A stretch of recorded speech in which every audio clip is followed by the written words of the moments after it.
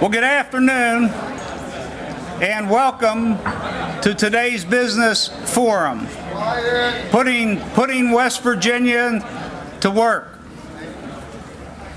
I'm Chris Hamilton with the West Virginia Business and Industry Council, and allow me to thank members of the Eastern Panhandle Business Association for partnering with BIC to host and sponsor today's program.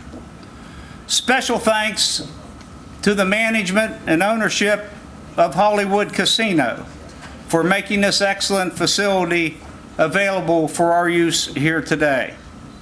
In a moment, I'll ask Jim Rowland with the Eastern Panhandle Business Association and Scott Saunders with the Hollywood Casino to say a few words and add to my introduction.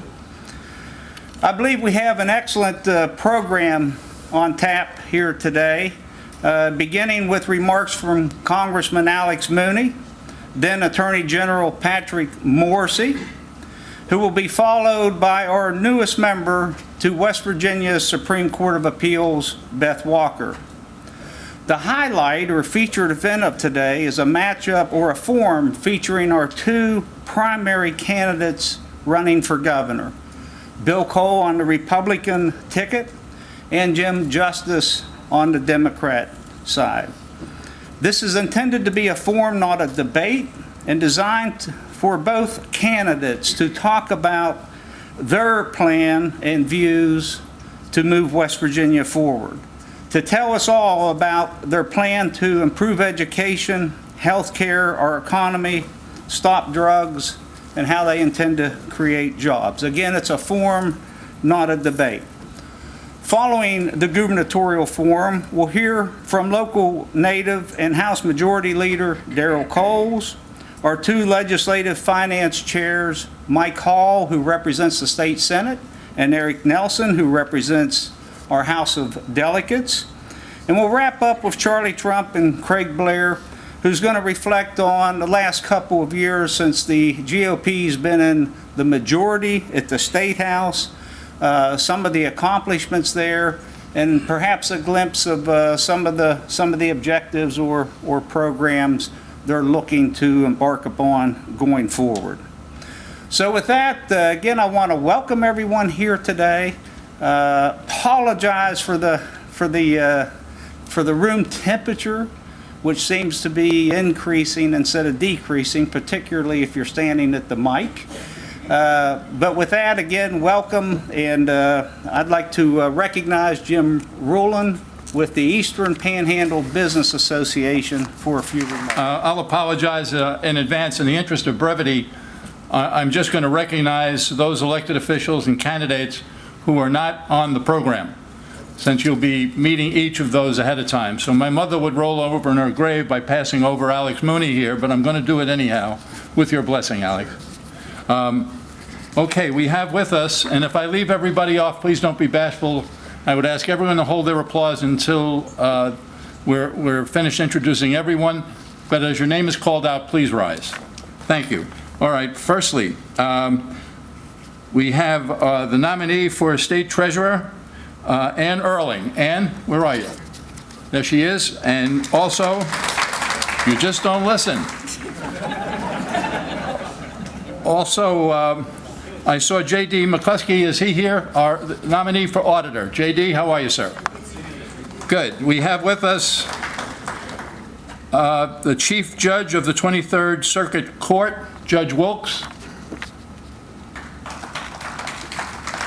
That was a quick up and down. And his compatriot, Judge John Yoder. Well, that's what he said he was going to do. And we have 23rd Circuit Court Judge-elect Bridget Cohey.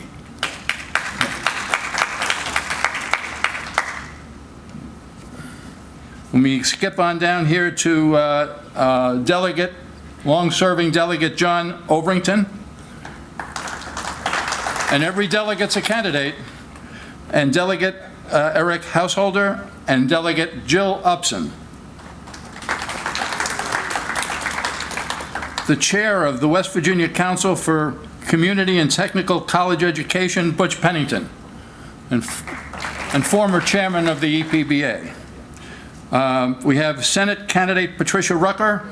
We have House candidate Sammy Brown and Kat Webster and Marshall Wilson. Please rise, all of you. Both of you, one of you. We have Berkeley County Prosecutor-elect Katie Delegati Wilkes. Where are you, Katie? I know you're here. At least I used to know it. I saw her. The Jefferson County Prosecutor nominee Matt Harvey.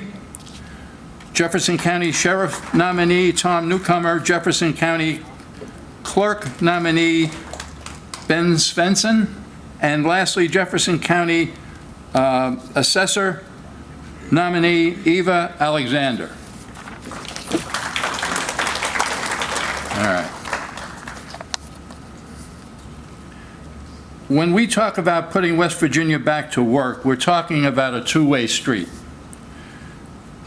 Job opportunity requires attracting job creators to our state, to this panhandle.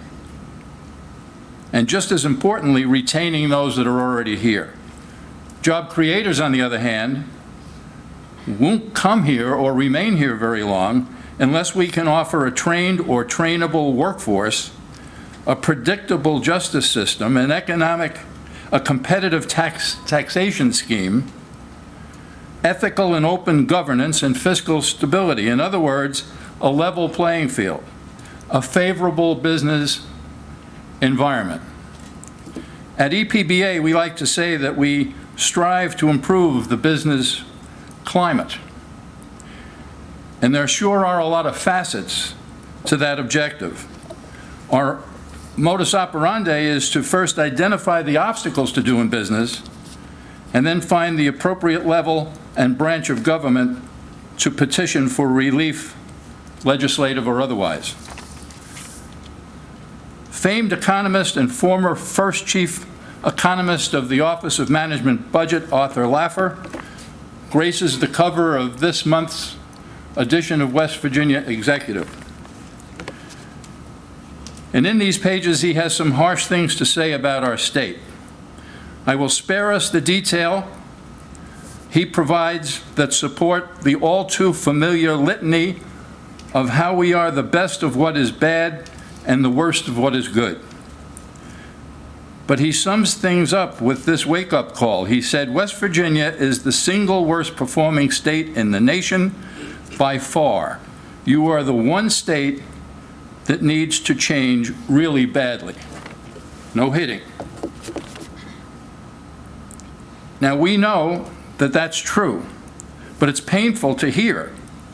And we also know that West Virginians truly deserve better, because nowhere on this planet will one find more hardworking, courageous, sincere, and generous people than there are in the Mountain State. As tragic accidents and natural disasters strike our homeland, as recently as the epic flooding that took place last month, the indomitable spirit of our people comes shining through. They deserve much better. But some good news. Help is on the way.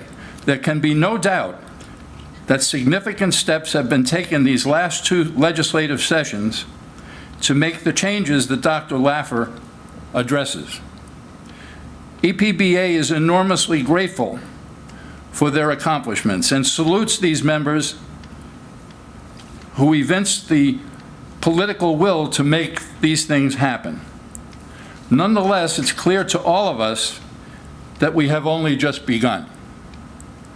For example, we need an educated and trained workforce, but our education system is a holy mess. And the manner in which resources are allocated to it is serendipitous and quixotic, to be generous.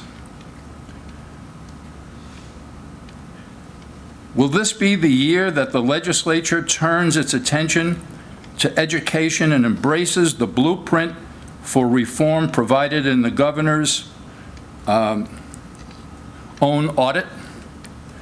We need a clean and sober workforce, but the drug epidemic rages on. Lots of folks are fighting the good fight on lots of fronts, but now how can we all better pull together in a united front to win this war? Some have long argued that we need an intermediate court between the circuit and the Supreme Court levels. Is now the time? Business inventory tax is killing us competitively. Only one other state, Kentucky, levels a tax on inventory. So businesses can go practically anywhere else and avoid the taxes that we level on them if they come here. What about good governance? Why in heaven would we not be requiring periodic audits of all spending units of government? When they asked Willie Sutton why he robbed banks, he famously said, because that's where the money is. DHR is the largest agency with the largest budget and the worst reputation. Why not put them in the crosshairs? These are just a sampling of questions that we'll be asking ourselves this afternoon in terms of what the next steps are as we continue on this long crusade. So thank you very much, Chris, for the opportunity to partner with you. We are in admiration at the EPBA of all of the work that BIC does. You make us look puny by significance. But we're proud to stand here beside you, and we're very glad that all of you are here today. Each one of you will make this a better forum than it would have been without you. Thank you.